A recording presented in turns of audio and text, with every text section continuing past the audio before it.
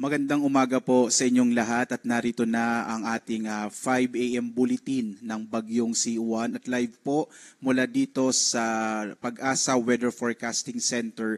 Isa na nga pong typhoon, no? Humina po yung Bagyong Uwan at nung matapos itong maglandfall dito sa may bahagi ng Aurora. So as of 4 a.m., ang huling lokasyon ng Bagyong Uwan ay nasa katubigan na po ng Bacnotan sa La Union. So nakatawid na po ito ng kalupaan ng ating bansa at ngayon ay patungo na sa bahagi ng West Philippine Sea dahil humina nga yung bagyong C1 matapos tumama sa kalupaan ng Aurora. Sa ngayon po ang kanyang lakas ay nasa 150 kilometers per hour malapit sa gitna. Ibig sabihin po nung nasa gitna, yung nasa may gilid po kasi nung sentro ng bagyo, yun yung eye wall, yun yung pinakamalakas na lugar po or bahagi ng bagyo. Kaya binabanggit natin na nasa 150 kilometers per hour yung kanyang pinakamalakas na hangin. Samantala yung pagbugso, ito naman ay nasa 230 kilometers per hour. Tinatawag din itong gustiness. Ito po yung mga biglang malalakas na hangin na dala pa rin ng bagyo. At ito'y kumikilos pa kanluran, hilagang kanluran sa bilis naman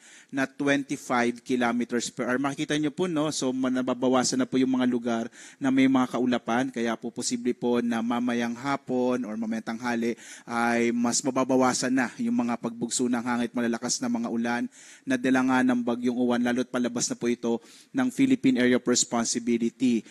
Tingnan po natin muli yung pagtama ng Bagyong Uwan dito sa may bahagi ng Aurora na nakuhanan po base po sa ating Baler radar. So makikita nyo ito yung sentro, malawak yung mata ng bagyo hanggang sa ito ay tumama dito sa may area ng Aurora. At nung tumama po ito sa may area ng Aurora ay nabasag po yung sentro ng bagyo.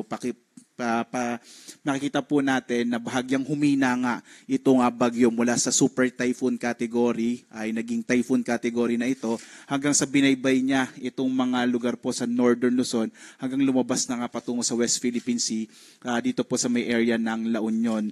Tumama yung sentro ng bagyo, ito po yung una niyang landfall dito sa may area ng Dinalungan sa Aurora around 9:10 kagabi po at posible pong lumabas ito ng Philippine Area of Responsibility mamayang madaling araw or bukas ng madaling araw po ng Martes. So Martes ito maaaring lumabas ng Philippine Area of Responsibility at posible pa rin, no? Makikita niyo po sa track natin, maaring pumasok ulit ito ng Philippine Area of Responsibility madaling araw ng Huwebes. Pero makikita niyo ang maapektuhan nito ay yung bahagi ng Taiwan. Kapag ito'y muling pumasok ng PAR, posible pong magkaroon ulit tayo ng epekto yung Bagyong Uwan. Pero most probably po dito na lang sa may bahagi ng extreme northern Luzon, yung area po ng Batanes, ang maaring maapektuhan pagpasok po muli ng bagyo. So muli po, no, inaasahan natin na mamayang hapon hanggang gabi ay unti-unting lalabas na po ng Philippine Area of Responsibility ang Bagyong Uwan at Huwebes muling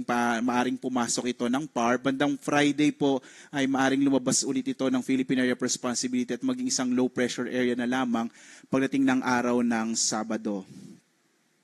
Sa ngayon po, no, nakataas naman ang signal number 4 dito po sa may western portion ng Nueva Vizcaya, southwestern portion ng Kalinga, western portion ng Mountain Province, southern portion ng Abra, western portion ng Ifugao, Benguet, central and southern portion ng Ilocos Sur, La Union, Pangasinan, hilagang bahagi ng Nueva Ecija, ng Tarlac at ng Zambales, mga northern part na po ito.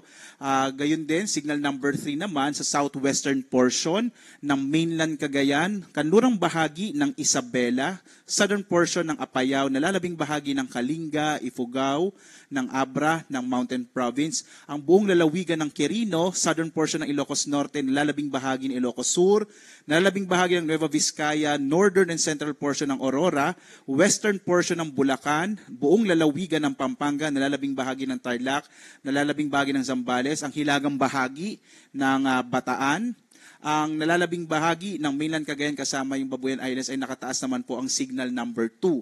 Signal number 2 din sa nalalabing bahagi ng Isabela, ng Apayao, ng Ilocos Norte, ng Aurora, ng nalalabing bahagi ng Bulacan, ng Bataan, ang Quezon kasama yung Polillo Islands at gayon din po dito sa Metro Manila, signal number 2 na lamang po yung nakataas na babala po na lakas ng hangin. Gayon din sa Rizal, Laguna, Cavite, Batangas, Marinduque, hilagang bahagi ng Oriental Mindoro, hilaga at gitnang bahagi ng Occidental Mindoro.